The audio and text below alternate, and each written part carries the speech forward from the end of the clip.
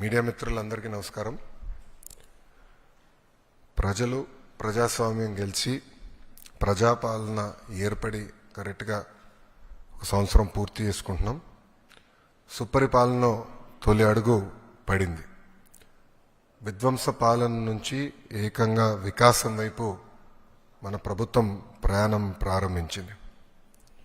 కేంద్రంలో ప్రధానమంత్రి గారు, రాష్ట్రంలో గౌరవ ముఖ్యమంత్రి చంద్రబాబు నాయుడు గారి నాయకత్వంలో ఆంధ్ర రాష్ట్రంలో డబుల్ ఇంజిన్ సర్కార్ అనేది ఈరోజు నడుస్తుంది. ఒక ఉద్యోగాల విషయంలో చూస్తే మెగా డిఎస్సి ఏర్పాటు చేసి ఏకంగా 16,347 పోస్టులు ఈరోజు ప్రజాప్రభుత్వం భర్తీ చేస్తుంది. ఈ మెగా డిఎస్సిని ఎట్టి పరిస్థితులు ఆపాలని ప్రతిపక్ష పార్టీ సుమారుగా 24 కేసులు, ఈ రోజుతో 24వ కేసు కూడా డిస్మిస్ అయింది సుప్రీంకోర్టులో. 24 కేసులు వేశారు. అయినా అవన్నీ తట్టుకుని డిఎస్సి ప్రక్రియ మేము పూర్తి చేస్తున్నాం. గడిచిన 10 సంవత్సరంలో రాని పెట్టుబడులు ఈ సంవత్సరంలో తీసుకొస్తాం జరిగింది. 9.5 లక్షల కోట్ల పెట్టుబడి, తద్వారా 8.5 లక్షల మందికి ఉద్యోగాలు కల్పించడానికి మేము ఒప్పందాలు కుదుర్చుకున్నాం. అనేక దశల్లో ఆ ఇన్వెస్ట్మెంట్స్ ఉన్నాయి.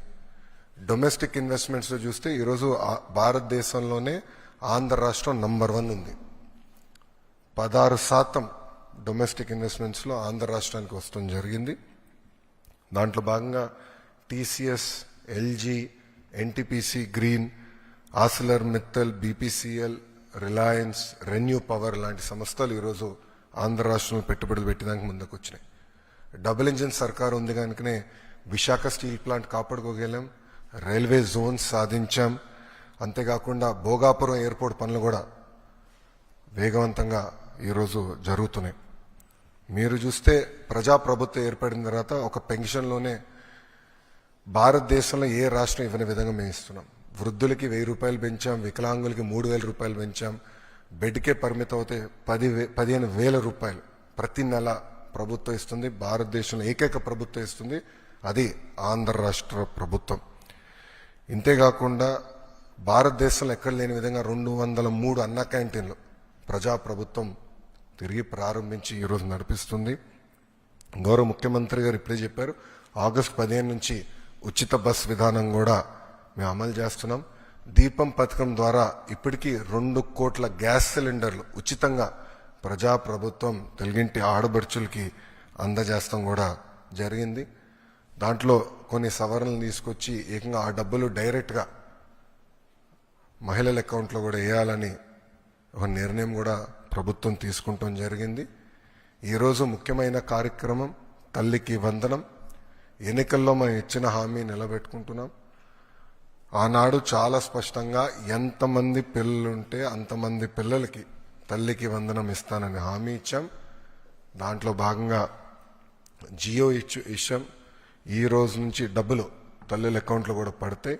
13,000 రూపాయలు తల్లి అకౌంట్లో పడుతుంది. 2,000 రూపాయలు మెయింటెనెన్స్ గ్రాంట్ కింద స్కూల్స్లో మెయింటెనెన్స్ కోసం ప్రభుత్వం ఆ నిధులు కూడా ఖర్చు పెడతాం జరుగుతుంది. సో భారతదేశంలో ఎవరు చేయని విధంగా సంక్షేమ అభివృద్ధి కార్యక్రమాలు ప్రభుత్వం ఈరోజు చేస్తాం జరుగుతుంది. గౌరవ ముఖ్యమంత్రి చంద్రబాబు నాయుడు గారి నాయకత్వంలో సంక్షేమ అభివృద్ధి అనేది ఈ ప్రభుత్వానికి జోడెద్దుల బండి. మాకు చాలా క్లియర్ మ్యాండేట్ ఇచ్చారు. 2 మీరు తీసుకెళ్ళాలి. ఒక పక్కన ఉద్యోగాలు, ఉపాధి, అభివృద్ధితో పాటు సంక్షేమం కూడా చేస్తూ ప్రజలు ఏ ఆస్తి అయితే ఈ కూటమిని 94% సీట్లు ఇచ్చి గెలిపించారో ఆ ఆశని మనం నిలబెట్టుకోవాల్సిన బాధ్యత, నెరవేర్చాల్సిన బాధ్యత మా పైన ఉందని కేబినెట్ మీటింగ్లో కూడా గౌరవ ముఖ్యమంత్రి గారు చెప్తాం జరిగింది. సో ఈ తల్లికి వందనం కింద దాదాపు 60% కుటుంబాలలో 2 కన్నా ఎక్కువ మంది పిల్లలు ఉండటం జరుగుతుంది. సో వాళ్ళకి 2 ఉంటే 26,000, 3 ఉంటే దేర్ ఆఫ్ డబ్బులు వస్తాయి. సో ఆటోమేటిక్గా ఆ డబ్బులు వాళ్ళ అకౌంట్లో పడటం జరుగుతుంది. సో ఇచ్చిన హామీ బాబు సూపర్ 6లో ఒక హామీ కూడా, ఇది ఇంకొక మరో హామీ ఈరోజు కూటమి ప్రభుత్వం నిలబెట్టుకుంటాం జరుగుతుంది. Thank you. చూసారు కదండి, మరి ఈ వీడియో కనుక మీకు నచ్చినట్లయితే ఒక లైక్ కొట్టేసి మీ అభిప్రాయాన్ని కూడా కామెంట్ బాక్స్లో తెలియజేస్తూ ఇలాంటి ఇంట్రెస్టింగ్ అప్డేట్స్ కోసం మా ఛానల్ని సబ్స్క్రైబ్ చేసుకోండి.